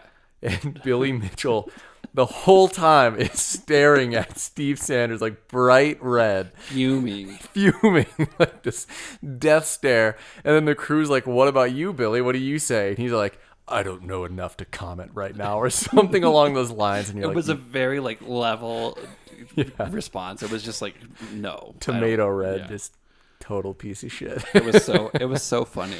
It was. And you're just like, you know what, man? You just clearly have lost anybody who is going to be rooting for you at all in this movie. Come on, dude. But yeah, as one of the big shot players, it would have been nice to see somebody take some time and be competitive and have a good time with it and make it into a fun thing. But he just chooses to be a dick, and so he chooses to make himself into the enemy. So at the end of the day, he did it to himself. Yeah, but that is why this movie, it's a huge reason why this movie is so good. It is. It is entirely his character that makes it so good because he's such an enemy. I mean, it's unbelievable. So yeah, tell us you don't really see a very climactic reveal at the end, but there is a big reveal at the end of the movie. Yeah, so once that moment when they're in the arcade, they had that moment where they're like, hey, sorry, anytime you want to submit scores, we'll review them, we'll accept them. Ultimately Steve does actually submit a score that beats the high record. Thoroughly beats Billy's score. It's 1,049,100 points, which was actually, it held the record for quite some time. Yeah. It had since been overturned. More people have come and defeated his record, but yeah, that Steve finally did make it. He beat Billy and he held on to that score for a while. So yeah, huge moment. And we'll get into some of the actual high scores now in the fun facts because we wanted to wait till we got through the movie. But what are your overall just thoughts on the movie, man? Because that ends the movie. I mean, to be totally honest, I went into this sort of expecting a Billy Mitchell movie, and I was really happy to have a Wiebe to root for, Yeah. Having somebody who was just as likable, down to earth, salt of the earth, kind of just a good dude who wanted to do something. Watching him actually succeed, even though it was off camera in the end, was cool. It was a really good up and down documentary. I wasn't expecting so much drama, but there's so much drama in this documentary, And it's all real. Yeah, it's all real shit. It's all real shit. He's a real world enemy. Yeah. Billy Mitchell. But damn, dude, I loved it. I really liked watching it, and yeah, I'm glad I finally got a chance to watch through the whole thing. So yeah, it was good times. Yeah, I second everything you said. I just also really appreciate that this really is a movie made for, real nerds. Yeah. And there's not a lot of those movies out there, and so I really love that too. I'm just a great movie, very heartwarming in many ways, and hilarious in many ways. It's just very good. Cool. So why don't we read some of these fun facts, man? Why don't you start us off? Cool. So, fun fact number 1: the highest score in Donkey Kong is 1,260,700 points. It was achieved by Ruggy. Was achieved by... I like the name Ruggy. I know. Ruggy? It was achieved by Robbie Wakeman on the 15th of June, 2020. Yeah. So, relatively new score. Yeah. These scores people have really been knocking them out. Yeah. Hardcore. And I think this documentary actually really did revitalize the interest in score chasing for Donkey Kong, because I was actually reading a lot about Steve Wiebe actually going to more events and setting more in-person live high scores and shit. Yeah. He's ranked 10th now or something. His score is way down there, though. That's how good people have gotten. But that's crazy. And in all honesty, though, you have to, as Mr. Wiebe, you have to take pride in the fact that, you revitalized the whole entire thing. And now we've brought forth all these really great players to just keep making this shit more interesting and more fun. So, yeah, and it's cool because with Twitch now, Lakeman's world record, he Twitched it, and it took 4 hours. Damn. Yeah. So apparently there's a higher score by John McCurdy. This is the one on Twin Galaxies that they're recognizing as the top score. It's 1,259,000 by John McCourty, but what is currently listed as the overall top score is that Lakeman one. Well, I'm curious to know because I looked up a little bit about how the high scores are judged, and some sites will allow you to use a ROM to achieve that score, but there are definitely purists, and I think Twin Galaxies is more on the purist side. Okay. I don't think they allow ROMs, so I think you actually have to play it on a legitimate old school cabinet with the original hardware. So maybe that's the difference between those. I would imagine two that's scores. probably what it is, yeah. Yeah. Pretty cool. 4 hours, man. I could not imagine being that focused on a video game for 4 hours. Like, you have to be on top of shit. Yeah. Well, it's not like playing I can play a video game for 4 hours, but yeah. I'm going to zone in and out, and I'm going to be changing the music, and you can that's like it. competitively focused for 4 straight hours, no breaks, No breaks. no pauses. It's like marathon runners. They just like pee their pants. Dude, If you got a high score, man, you can't go to the bathroom. I'm curious to know if he did pee his pants. We'll have to watch the Twitch stream. Hell I'm yeah. peeing. Maybe he's got just like a hookup. He's like got a catheter and shit. Oh, yeah. Hey, man. If you're that good at Donkey Kong, you know what you're getting into. So Yeah. maybe they're that hardcore. Who knows? Yeah. But yeah, so next up we got in April. This is actually the big one. Yeah, this is the big... Do you want to read it since it's the big no, one? you go for it. Okay, so in April of 2018, Twin Galaxies, one of Billy Mitchell's biggest supporters, they were basically partnership. They announced that they found the scores by Billy Mitchell to not be good. They couldn't verify that it was on unmodified hardware. And in fact, they went on to say, and I read up a little bit more on this, I think the site that you posted, that there were discrepancies that they brought up in the film that were later, brought up and re-examined, and they just didn't seem to be legit. So, they couldn't recognize Billy's scores anymore. And I think he actually got stripped of all of his scores, right? Yes. And it's because they are claiming that he was using an emulator against rules, which you're not allowed to use an emulator, because they slowed down the loading screens. And the way emulators load, they load in pieces compared to like full maps like the arcade. Yeah. And that's what busted him. Damn. But there's some conflicting possibilities here. Yeah. So there's actually a big lawsuit right now. Billy Mitchell is suing Twin Galaxies for defamation, I believe, for implying that he's a cheater. That's totally goes along with his character for sure. And I mean, if he didn't cheat, that is shitty because everybody already hated Billy Mitchell after this movie. Yeah. But yeah, man, pretty crazy stuff. And it's going on right now. Damn. They're like in litigation, I believe. So I'm curious to know what the result is of that over time.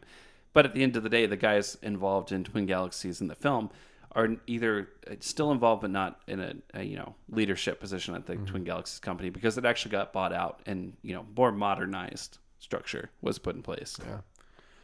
So yeah, that's for sure the biggest one, the biggest fun factor. The only other one I think we have is that in 1999 at the Tokyo Game Show, probably the game show more than any other show I want to go to someday in my life. Yeah.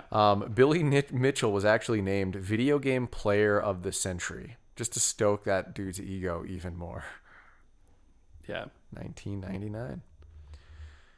Well, Dang. Mike, are you prepared? Anything else you need to get off the old chest before we? I don't know. I don't know how to say that. There's a lot of things you could say. Yeah. But before we get launched into our little question section, PYA, before we had to fully prepare our anuses. Yes. The only thing I want to say once again, I just want to reiterate, Steve Wiebe, really salty there guy. I really like seeing stories about people like that, real life stories of people like that persevering through getting shat on to the point where it's like they are forced to be recognized. Mm-hmm. You know what I mean? So more power to him to actually standing up, continuing on, not giving up after the first letdown, which I probably would have given up at that point too. So shit, yeah.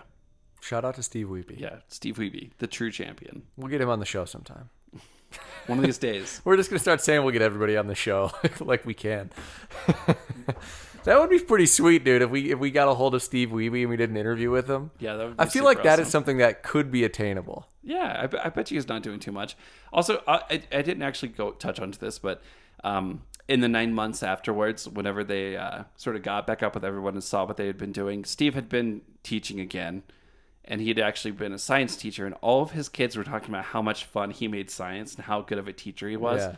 That made you like him even more. Like his kids were like, he makes us excited about this. And then they're like, what? He has a world record in Donkey Kong? Like, what the hell? Yeah. Like, none of his kids knew this, you know? They knew he liked that kind of stuff, but they didn't realize he actually was holding like world records. So, yeah, it was just a cool little moment I wanted to give a shout out to for sure. Nice, man. That was a good moment in the movie. Yeah. But yeah, that's it for me. Cool, man. Well, prepare your anus, Micah, because it's time. Cool. Would you like to go first or second? Yeah, I'll go first. Oh yeah. What classic arcade cabinet would you like to try to set a high score on? I believe I actually asked this as well, so I have my answer prepared. Cool. This anus is prepared right here. Very good. All right. If so, my question was if you were going to try and master a score-based arcade cabinet, what would it be? So, same question.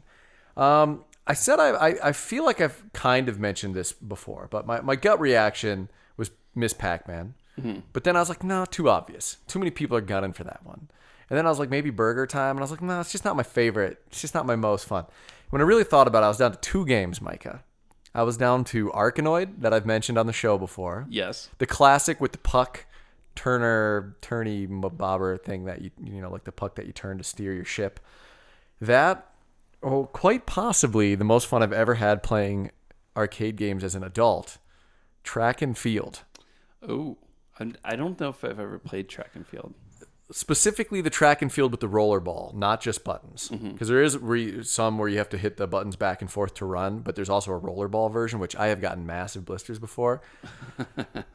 So there's this arcade in Columbus, Ohio, when I still live there, called 16-bit, and all the games were actually free. Oh, you nice. just had to like buy drinks and stuff. And they had like a Macho Man drink that came with one of those American flag popsicles in the drink. You know what I'm talking about with the 3 colors? Yeah, dude. Really cool arcade. And me and my buddy Marcus, he worked next door at the hot dog stand called Dirty Frank's, which is like my favorite place. Nice. You know, lots of local beers, get some hot dogs, and then we'd play arcade games. And we played track and field for hours, man. Hours. And it's just so much fun because the events get harder and harder. Yeah. And you can always get a better score. So that's my answer. How about you, sir? I think I would just have to go with Galaga. Like, I know I've talked about that being a game I'd want to get really good at the arcade previously, but yeah, dude, like, I think that would be like the coolest game to be really good at, because to me still, like, I know like Mrs. Pac-Man and like, you know, all these other games are like probably more of a big deal, but Galaga is like my favorite from that era. So Galaga, you could get a crowd. I don't think a crowd would ever be drawn around track and field. That's one of the downsides. But Galaga, yeah, if you start getting a crazy high score, because it gets hard. I'm really bad at Galaga. Dude, me too. I really want to be good at it, but I suck at it. I have it for my Xbox, and I've been trying to get better, but I still suck. I was just going to say, one of these days when we get Twitch streaming going, but we have failed so miserably at Twitch streaming. We need to figure it out. You know, in all honesty, I think we just have to Twitch without ourselves in the picture, and we'll just do it that way. Yeah, I think winter time will be a good time to figure it out, though, as we hunker down. Maybe I'll get a new computer this winter. Yeah, Let's see. Yeah, we'll get it. It will happen. Okay, my question for you. King of Kong, A Fistful of Quarters, versus Indie Game, the movie. Oh, I gotta say Indie Game, the movie, even though I really loved this film. This documentary was great, and I think it was one of the better documentaries I've actually seen in a very long time. Obviously, it's something very relevant to my life, stuff I really like, but I think Indie Game, the movie is a little bit better. I liked it more. It got me more pumped. Yeah. I also chose Indie Game, the movie. Now, they're very different. They're very different movies. I feel like Indie Game, the movie, it hit me at a point in life when I needed that movie. It changed me. Totally. I feel very similarly. So Hufflepuff approved. Yeah. You know, it also, as nerdy as this sounds, I feel like that movie helped me be a more comfortable, outward, nerdy gamer person. Because I always have been my whole life. And that movie came out and I was like, just fucking own it. Being a nerd's cooler than pretending not to be a nerd and secretly being a nerd, you know? Yeah. Not that I was ever like really hiding it, but I was never like outward with it, you know? It's good. You know, I spent a long time like trying to play music and I got very wrapped up in that scene. And nobody talks about video games there, or at least no one I knew. So yeah, I got out of the habit of being outwardly nerdy, and then luckily, thank God, I started to meet more people who are into bands and also real nerd shit. Finding guys I could play Magic the Gathering with, get super fucking nerdy. Oh yeah. So yeah, it's good. Hell Good yeah, times. man. Cool. Don't want that. We both said indie game, but King of Kong is still great. You should watch it. Yes, still highly recommend. Both are so good. You know what? We have to do an indie game the movie then. Yeah, we do. Maybe in like 20 episodes or something. Let this one marinate a little bit. Highly agree. Okay, cool. If you had submitted your high score only to have it called into question and ultimately thrown out, would you keep trying? Oof. It's so hard to answer, man, because clearly Steve Wiebe has something that makes him want to play this game a lot. Yeah. I've never had that personality where I could sit down and really try to get that good at a game, knowing how much time and effort it would take. I just don't think I would. See, okay, for me, I think that if I had invested as much time as Steve had, only to get my score thrown out, I would give up for about a year. Mm-hmm. And I don't know, I'd probably start back after a year. Like, legitimately, I have to think about it this way. I'm a stubborn person, and if I put a lot of time into something, I don't stop liking it. You know what I mean? Yeah. Case in point, I don't really care for Call of Duty that much, but I still, on occasion, pop into Call of Duty or World at War, the World War II one that's like 4 times outdated now. Yeah. I still enjoy it. Yeah. There's still people playing, so I'll go and shoot at some people for a little bit. Yeah, I mean, if I actually got to the point where I did get the highest score and it got taken away, clearly I would have that mojo, right? But I just don't think I'd ever get to that point. So I have to say no. Fair enough. Fair enough. That's a good question. That's a tough one. Made me just evaluate my whole life. Questions like that do make you reevaluate the way that you view things. Be better, Jono. Be better. But maybe also it's not a bad thing to give up early. I don't know. Steve would have never set his goals if he had given up, though. It's true. Yeah? It's true. Yeah. Inspiration. Number 2 from me. Do you think Billy Mitchell is really that big of an asshole? Or do you think it was a bit overplayed because he was in front of cameras and he was just kind of caught up in the moment?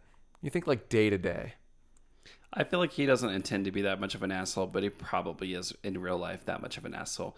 And there, you could question whether or not he was early on, but I think anybody who gets that much recognition and then becomes a restaurateur and starts to have a lot of success in their life, like it's easy for that to go to your head. And I think it clearly got to him because a lot of what he said he did was in a joking manner, but it's one of those things where like he's joking, but he's also serious, Yeah.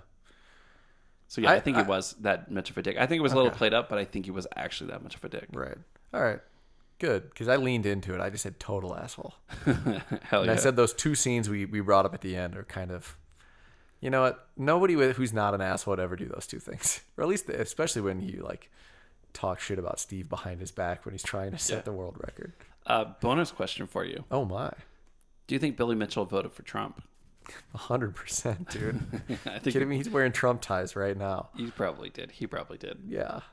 Okay, so my actual next question for you, though. How badly did watching this make you want to go back to the arcade? So bad, dude. So bad for me, Fun too. Spot looked so cool. Oh, man. I want to be drink in hand, quarters in the other, just like back in the arcade hardcore. Please. Man, I know. I'm with you, dude. 100%. It's almost time. Is it though? We're having like another spike right now. It might be 7 months, man, but 7 months from now. Listen, 7 years from now. As soon as it's time to go back to the arcades, we're going back and we'll do a whole episode just on life back in the arcades. Yes. We'll live stream it from One Up Arcade. Like little cell phone recordings. Yeah. I'm into it. We'll Twitch it. Definitely into it. Yeah, we'll Twitch it. We'll get some like head cameras. Nice. All right. My 3rd question was the same as your first question, so I'm going to my 4th. If you were going to give this movie a different subtitle, a Fistful of Quarters is the current subtitle, what would it be? Oh, that's hard. I know, that's a tough one. It would have to be like, I don't know, like The Comeback Kid or something like that, Because this is a comeback story, rising in the face of adversity. Yeah. I was actually really randomly. I never watch fights, but I was watching a fight the other day, UFC fight. Oh yeah. And there's this guy that they call like the Korean zombie. Oh I think yeah. it's UFC, right? That's UFC. Yeah. Yeah, and the reason they call him that is because he always comes back after getting hit hard. He never, he's like a zombie. He gets shot, but he comes right back to life. Yeah, something like that. Zombie related, baby. I like that. Steve Mitchell, Rise from the Dead, or Steve Wiebe, Rise from the Dead. That's good. Yeah, something That's like good. that. Something like that. I had King of Kong, Steve Wiebe, and the Hot Sauce Man. I had That's solid. King of Kong, Fuck You Billy. That's my lazy one. And then King of Kong, Steve Wiebe versus Jerk Gamer of the Century. So terrible. None of mine were good. I couldn't think of anything funny. Yeah, you could. It could be like just King made of them Kong, cheesy. Return of the Jedi. You could do Return a of the lot things. Weeby. Yeah, Return of the Weeby. I like it. All right, so my next question for you: Pac-Man or Donkey Kong? Pac-Man. I'm also a Mr. Pac-Man guy. I'm not a big Donkey Kong fan, I'll be honest. It's fun. So like Donkey Kong, the Donkey Kong I actually like. Donkey Kong Jr. I prefer, first off. But then also like I like the Donkey Kong for the Game Boy. Like that Game Boy original Donkey Kong, it's way different. It's way better. It's way more fun. I've never played it. You've mentioned it before. I should. We should do an episode on it because it's not too long and it's just a lot of fun. It's very classic. Yeah, I'm into it.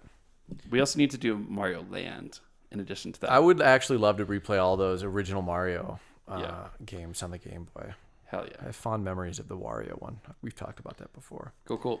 All right, so my last question, it's a two-parter. The first one, I don't even know if you'll remember or not. The first question is, and you can answer right away, Poogfest versus Fun Spot. What was Poogfest again? I didn't know if you'd remember or not. During our Out of the Blue Medium Retro special recording, for those out there who have never listened to Medium Retro special, Poogfest was when we were going to lock ourselves in a cabin and podcast every single second where we're awake for a month. Poogfest. Yeah, Poogfest. We were talking about how we'd love each other, then hate each other, and then we'd be friends again. And you'd just, by the end of a month long of every waking moment podcasting, you'd give zero fucks about anything. Yeah, exactly. You'd come up with some crazy stuff. True. And lose your minds. This could be the most creative endeavor ever. Yeah, or we could murder each other. I don't know. It's possible. So that was a two-parter. That was kind of a joke. But the real question is, if you were going to create an arcade event, what would it be? What kind of event, like arcade event, would you want to put together? I mean, you could do skee ball events. That's for you, Chip, because I know you don't count that. Or, I mean, Turd Burger McTrash Ball. What is it? Turd Ball McTrash Burger? That guy's not Chip. Why do you think it's Chip? That other person who listens. Or like it could just be classic arcade cabinets. It could be some sort of like beer fest / arcade event. Like what kind of event would you want to put together? Well, I think that it would be something like Great American Beer Fest, but it would be like all the beers you can drink sampled out like that, but also arcade games for free the whole time, And it'd be like a 2 and 2, like all these cool beers from around the world, plus all these arcade machines that you're trying to, high score chasing, but also like casual gamers welcome. So nice. Yeah, that'd be what I'd do. Similar answer to mine. First of all, I said clearly Poogfest. Yeah. And then, I said I'd kind of like to combine it with drinking and, because, as adults, all of our arcades are actually barcades now. Yeah. And so I thought it'd be fun if you had to pick like a team of 5 and, you announce the arcades beforehand, the cabinets.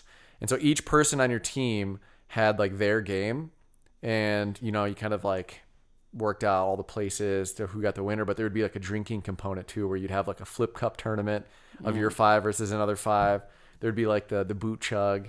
And so you'd kind of combine all 10, like 5 drinking events, 5 arcade events, combine them all together. I see. So it's not all about drinking and not all about gaming. Yes. It's both. Yes. I would be into that. In a very amateur capacity. Listen, man, if we ever do get a following here and we get our butt tattoos, that would be actually really fun if we had like a I think medium retro beercade Olympics. Yeah, I'm pretty sure you could just convince a bunch of people to do that anyway. Oh yeah. Yeah. But if we actually had it like organized, that'd be so much fun. I already know who we'd fill our team out with, I already know our other guys. Yeah. 5-man team. We could easily get it. We could easily get a great team. Oh yeah. I'm not great at arcade games though. But like, I'd be okay at if you're Pac-Man. okay at arcade games and okay at drinking, You make a great competitor. exactly. Yeah. There just can't be any marijuana involved because the moment apparently that I cross those streams, it's not good. I found that out this weekend again. It's a lesson I've learned way too many I haven't, times. I'm not a huge consumer of marijuana of any kind. It's been a long time since I've paired the two. Mm-hmm. So I don't know what would happen to me. It's been a long time since I've smoked because of school. I don't usually partake in weed when I'm, trying to keep my brain at like a peak performance sort of thing. Yeah. A lot of people, they don't have that problem. For me, it's just concentration memory becomes a little bit harder if I do it a lot. But that being said, when you haven't done it in a while and you haven't drank in a while and you do both to excess, you're going to have a bad time. Gonna have a bad time. Yeah, you're going to have a bad Things will go into slow motion and you'll hate your life and you'll start spinning. Yeah. My fifth question we've already answered about the documentary. Which one would we want to do another one on? We've already talked about the fact that we want to do Indie Game the movie like 14 times, so we both know that's that. But are there any other documentaries that you want to cover as far as like gaming documentaries go? Because I haven't really watched a lot myself. No, because I don't know if there's any like AAA documentaries other than King of Kong and Yeah. Indie Game the movie. I mean, there's a lot of small ones out there, like little snippets, like little game documentaries. The Game Historian does a lot on. He does great stuff. Yeah. But that's not something you can do like an episode on. It's just like legitimate documentaries. Yeah. Well, there is that High Score on Netflix. I don't know if we'd want to do a show on it though. Yeah. I enjoyed it, but I think It's these more, two. Yeah, it's more general films are information. It's a little bit less pointed. Yeah. So There is some good stuff, interesting stuff in there. But yeah, Indie Game the movie. We'll definitely do that. In the next wave or two at some point. cool. Sounds like a plan. All right, Micah. This was a good time. What a great movie. Yeah, we did it. We watched it. We recorded it. It's on tape. Yep. So we will leave our audience with crabs and let them have a wonderful day. Adieu to you. Hey, cool people. We just wanted to say a quick thank you for listening. If you like what we're doing with this podcast, spread the word. And if you'd like to support future episodes, we've launched a Patreon. Head over to mediumretro.com or search for us on patreon.com to become a fan of our show. Your support is much appreciated. Also, follow us on Twitter and Twitch at Medium Retro and at Instagram at Medium Retro Podcast. Thanks for listening. We'll see you next week.